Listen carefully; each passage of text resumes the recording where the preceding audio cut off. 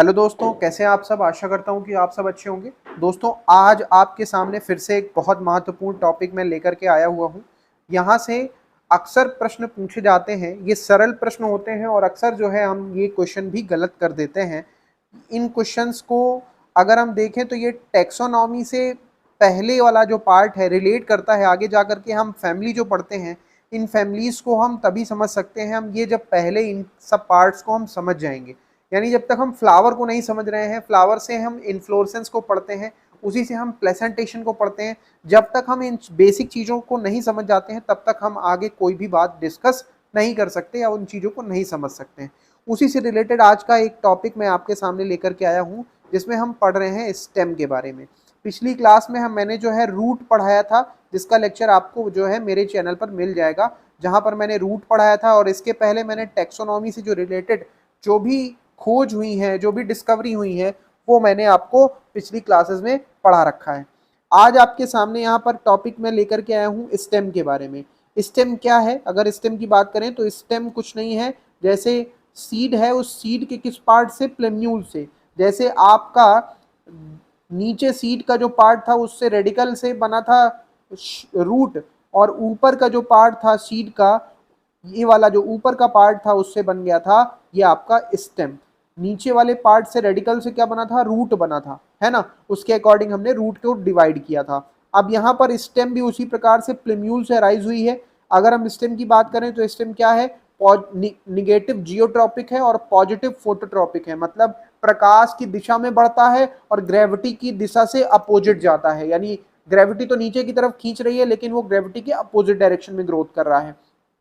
अब देखिए, बात करते हैं बर्ड्स की। अगर हमें स्टेम समझना है तो पहले हमें इस बर्ड्स को समझना जरूरी है। अगर हम बात करें बर्ड्स की तो बर्ड्स जो है क्या है? वो कुछ नहीं है, कंडेंस्ड स्टेम है।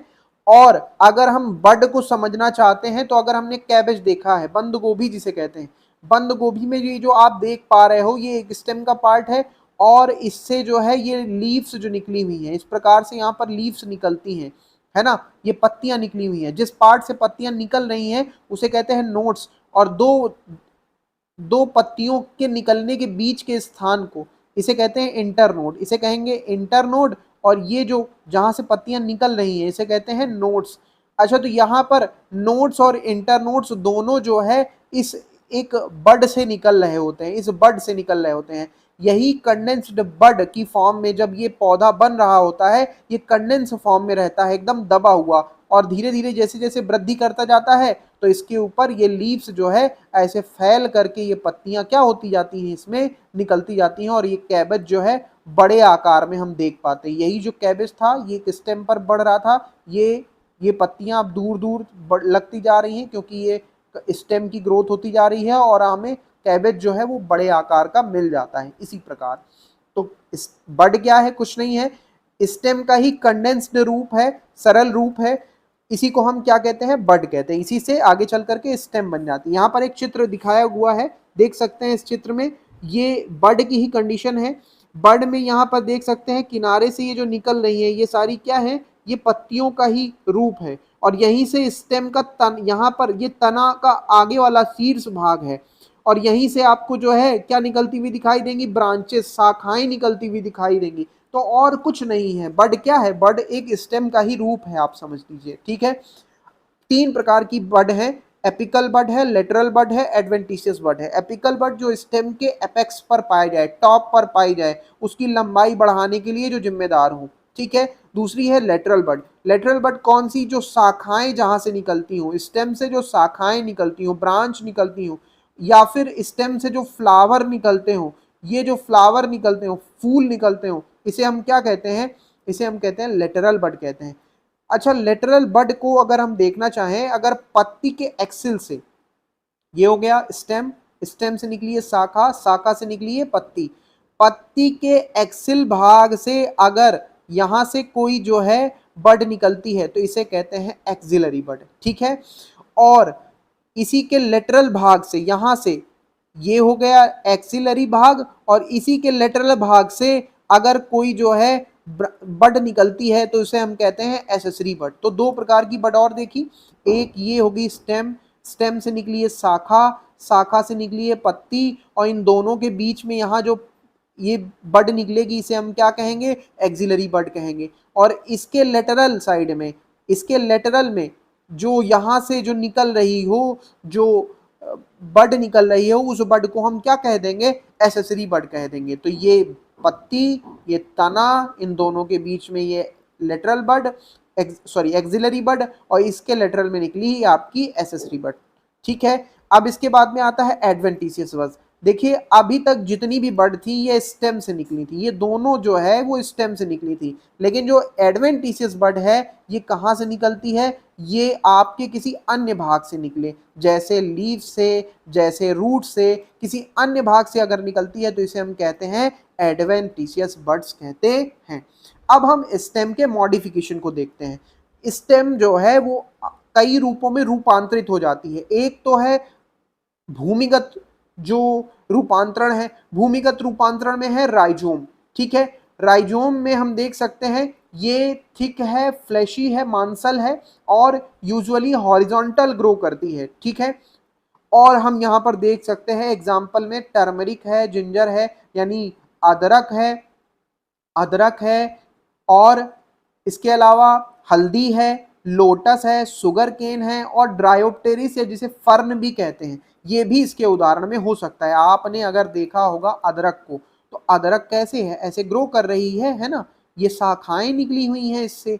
और ये जो आप यहाँ पर इस प्रकार से लाइन देखते हो, ये जो लाइन होती है, ये जो लाइन है ना, ये लाइन क्या है, ये जो लाइन होती है यही तो लाइन नोड कहलाती है।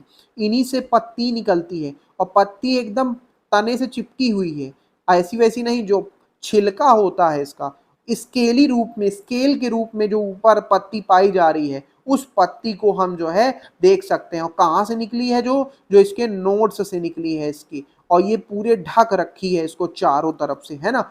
इसे हम जो है क्या कहेंगे, इस रूपांतरण को तने के राइजोम कहते हैं। तो यानी जो हम हल्दी खाते हैं, जो हम अदरक खाते हैं, ये क्या है, ये राइजोम होता है। इसके अलावा लोटस में भी ऐसे ही, और शुगर केन में इसी प्रकार की जड़ें पाई जाती हैं। इसके अलावा ड्रायोप्टेरिस है जिसे फर्न भी कहते हैं, यहाँ पर भी इसी प्रकार की जड़ें देखने को मिलती हैं। फिर आता है ट्यूबर। ट्यूबर कहाँ पर देखने को मिलेगा, अगर आपको याद हो आलू, तो आलू भूमिगत तना है। ठीक है, कई बार क्वेश्चन पूछा हुआ है कि potato is the modification of root, stem, leaf, है ना। तो किसका मॉडिफिकेशन हम कह देंगे, ये स्टेम का ही मॉडिफिकेशन है। कौन है स्टेम का मॉडिफिकेशन, पोटैटो, है ना।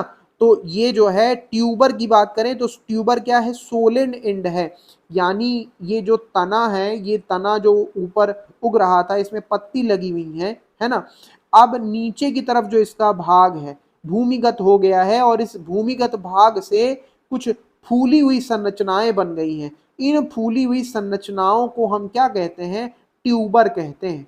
और ये जो ट्यूबर होते हैं, इन ट्यूबर में विशेष प्रकार से हमको गड्ढे दिखाई देते हैं। इन गड्ढों को, ये जो गड्ढे हैं, डिप्रेशन है, इन्हीं को हम यहाँ से, इन्हीं से जो है कुछ पत्तियां निकलती हैं, ये नोड्स हैं इनके। ठीक है, ये क्या कहला रहे हैं, नोड्स, और इन्हीं से पत्तियां निकल रही हैं, वो भी कौन सी, स्केली लीफ। स्केली लीफ जो छिलका होता है आलू का, वैसे यहाँ पर पत्तियों के रूप में इसको घेर रखा है पूरे चारों तरफ से, है ना। यहाँ पर गड्ढे पाए जा रहे हैं। जब ये वृद्धि करता रहता है तो यहीं से कुछ जो है बड्स निकल आती हैं, और ये जो बड्स होती हैं इन्हीं से आगे चल करके हम इसे जब काट करके जमीन में फिर से लगा देते हैं तो ये नया आलू का पेड़ फिर से तैयार होने लग जाता है ना। ये लेकिन यहाँ पर जो है एडवेंटिशियस बड्स नहीं बनती, एडवेंटिशियस रूट्स नहीं बनती हैं। ठीक है, याद रखिएगा, यहाँ पर एडवेंटिशियस रूट्स नहीं बनती हैं। तो ये इसका किसका उदाहरण है, पोटैटो, ट्यूबर का उदाहरण है। फिर आता है कॉर्म। देखिए सब मॉडिफिकेशन है, एग्जाम्पल बहुत इंपॉर्टेंट है, हमें याद रखना है। जैसे राइजोम का एग्जाम्पल कौन था, टर्मरिक था, जिंजर था, ड्रायोप्टेरिस था। ट्यूबर का एग्जाम्पल पोटैटो है, किसका मॉडिफिकेशन है, दोनों पढ़े हैं हम, स्टेम के मॉडिफिकेशन है। फिर आता है कॉर्म। कॉर्म की अगर हम बात करें तो मोर इन डायमीटर देन लेंथ, यानी ये जो है लंबाई से ज्यादा ये चौड़ाई में बढ़ा होता है। किससे, लंबाई से ज्यादा ये चौड़ाई में बढ़ा होता है। सूरन देखा है आपने, ये जो सूरन होता है ये इसी का उदाहरण है। ये जो है सूरन जो है गोल एकदम चौड़ाई में बढ़ा ज्यादा होता है इसकी, और ये क्या है, ये स्मॉल विद स्टोर्ड फूड, ये और कुछ नहीं है, भूमि का संचित करके ये तना फूल गया है और भूमिगत हो गया है। और यहाँ पर भी हमें जो है नोड्स बाकायदा इसमें दिखाई पड़ते हैं, इस प्रकार से धारियां दिखाई पड़ती हैं। ये क्या है, इनके नोड्स हैं। यहीं से कुछ पत्तियां निकलती हैं और ये पत्तियां इसमें जो है किस रूप में रहती हैं, छिलके के रूप में यहाँ पर ऊपर निकल करके आती हैं और जो झड़ भी जाती हैं कुछ समय बाद। तो इसके एग्जाम्पल कौन कौन से, कोलोकैसिया हो गया, एमार्फोफेलस हो गया और क्रोकस हो गया। ठीक है, ये इसके 3 उदाहरण हो गए। इसके आगे अगर हम बात करें बल्ब की, बल्ब मतलब नाम से ही समझ आ रहा है, बल्ब गोल जैसी संरचना। तो यहाँ पर स्टेम एक डिस्क के रूप में कंडेंस हो जाए और इस डिस्क से पत्ती जो निकले वो फूली हुई फ्लैशी लीव निकले, मांसल पत्ती निकले। इस मांसल पत्ती को हम क्या कहते हैं, इसी को हम कहते हैं बल्ब। और ये एक बल्ब रूपी संरचना के रूप में बनता है। जैसे प्याज देखा हुआ आपने, तो प्याज में जो नीचे की तरफ जो भाग दिखता है, ये जो नीचे की तरफ जो भाग दिखता है, ये क्या है, ये स्टेम है। और इससे जो ये ऊपर की तरफ निकली हुई है, ये क्या है, इसकी पत्तियां हैं, है ना। यहीं से स्टेम से यहाँ पर क्या निकलती हैं, जड़ें निकल आती हैं, है ना। ये क्या है, बल्ब है। एक उदाहरण कौन है इसका, अनियन है और गार्लिक है। ठीक है, तो ये हमने 4 मॉडिफिकेशन देखे। हमने देखा राइजोम, हमने देखा ट्यूबर, हमने देखा कॉर्म, इसके अलावा हमने देखा बल्ब। ये चारों अंडरग्राउंड मॉडिफिकेशन है, यानी भूमिगत भाग थे। इसके अलावा सब एरियल, आधा ऊपर आधा नीचे मॉडिफिकेशन। नंबर 1 में है रनर। रनर में हमें क्या देखेंगे, हमने देखा होगा दूब घास, हमने दूब घास देखी होगी। हमने देखा है कि स्टेम ऊपर है और यहीं से एक शाखा निकली इससे, जो जमीन में नीचे, जिससे आगे चल करके जड़ें निकल आई हैं। यहीं पर ऊपर की तरफ तना निकल आया है, ये आगे बढ़ी, इसी से ऊपर की तरफ तना, नीचे की तरफ जड़ें, ये सीधे आगे की तरफ बढ़ी और यहीं से क्या निकली, ऊपर तना नीचे जड़ें। ये जो जड़ें हैं ये एडवेंटिशियस रूट्स हैं। कहाँ पाई जाती है, दूब ग्रास में और ऑक्जेलिस में पाई जाती है। फिर आता है सकर, बहुत इंपॉर्टेंट। सकर कहाँ पाया जाता है, देख सकते हैं सकर, ये हो गया स्टेम और इस स्टेम से निकली हैं ये रूट्स और स्टेम के नीचे से एक भाग निकला और वो ऑब्लिकली तिरछा जा रहा है जमीन में और तिरछा जाते जाते धीरे धीरे फिर ऊपर की तरफ बढ़ा और ऊपर की तरफ जहां पर भी उसने सॉइल को टच किया वहीं से जड़ें निकल आई, ऊपर की तरफ तना निकल आया, फिर इससे एक तिरछी शाखा निकली, फिर यहाँ पर नीचे की तरफ ऐसे जड़ें निकल आई, ऊपर की तरफ शाखाएं निकल आई, फिर यहाँ पर तिरछा एक शाखा निकली जिससे नीचे की तरफ जड़ें, ऊपर की तरफ ब्रांचेस निकल आई। कहाँ पाया जाता है, मिंट में, है ना। जो आपका जो है मेंथा, मिंट, जो आपका पुदीना है, वहां पर आपको इस प्रकार की कंडीशन, सकर प्रकार की कंडीशन देखने को मिलती है।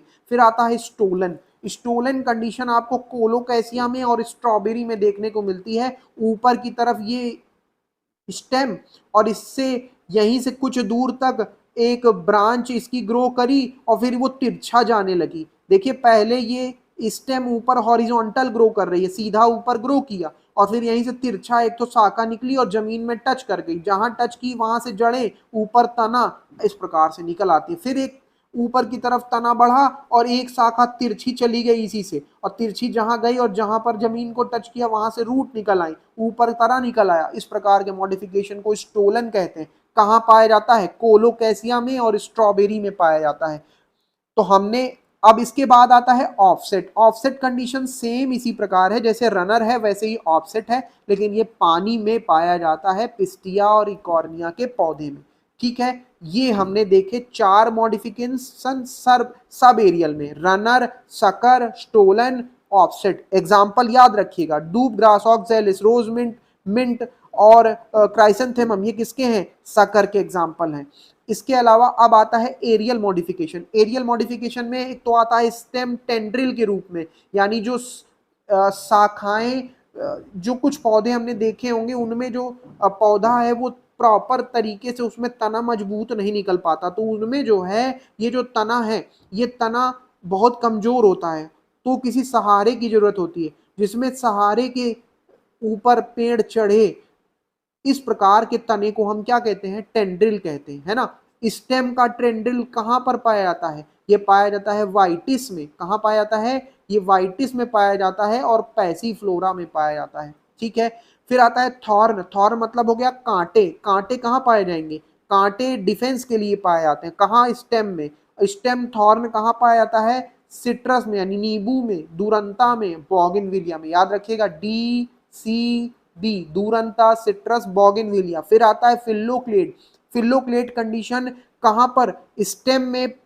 अगर स्टेम हो जाए थिक, फ्लैशी, ग्रीन और प्रकाश संश्लेषी, इस प्रकार के स्टेम को, पत्ती के जैसे जो स्टेम है, कहाँ देखा होगा? वो पंछिया, नागफनी जैसे के पौधों में आपने देखा होगा। वहां पर तना जो है वो किस रूप में दिखता है? हरा हरा। वो उससे कांटे ही दिखते हैं, वो पत्तियां कांटों के रूप में चेंज हो गई हैं। और तना कैसे बन गया है?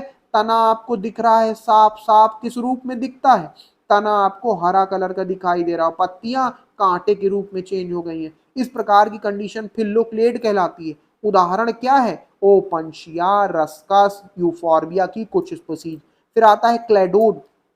क्लेडोड कंडीशन कहां पाई जाती है? स्टेम की कंडीशन है, और स्टेम लीफ के जैसे की स्ट्रक्चर में चेंज हो जाए, लेकिन एक इंटरनोड से ज्यादा बड़ी ना हो, मतलब छोटी छोटी पत्तियों के रूप में तना जो है अपने आप को रूपांतरित कर ले, छोटी छोटी पत्तियों के रूप में तना रूपांतरित कर ले, इस तरह की संरचना को क्लेडोड कहते हैं। कहां पाई जाती है? एस्पैरगस में। ध्यान दीजिएगा, ये क्वेश्चन पूछे जाते हैं। फिल्लोक्लेड, क्लेडोड, ये बहुत इंपॉर्टेंट प्रश्न है, ध्यान दीजिएगा इनको। फिर आता है बल्ब। बल्ब की बात करें तो बल्ब वाली कंडीशन, अगर मल्टी सेलुलर वेजिटेटिव रिप्रोडक्शन के लिए जो बड पाई जाती हैं, जो पौधे में किस काम में आए? रिप्रोडक्शन के, यानी इनसे नया पौधा बनाने के काम में आए, इस तरह की जो स्टेम में मॉडिफिकेशन होते हैं, एरियल मॉडिफिकेशन होते हैं, इसे हम बल्बिल कहते हैं, जो रिप्रोडक्शन के काम में आती है, इससे नया पौधा बनता है। कहाँ पाया जाता है? अगेव में पाया जाता है।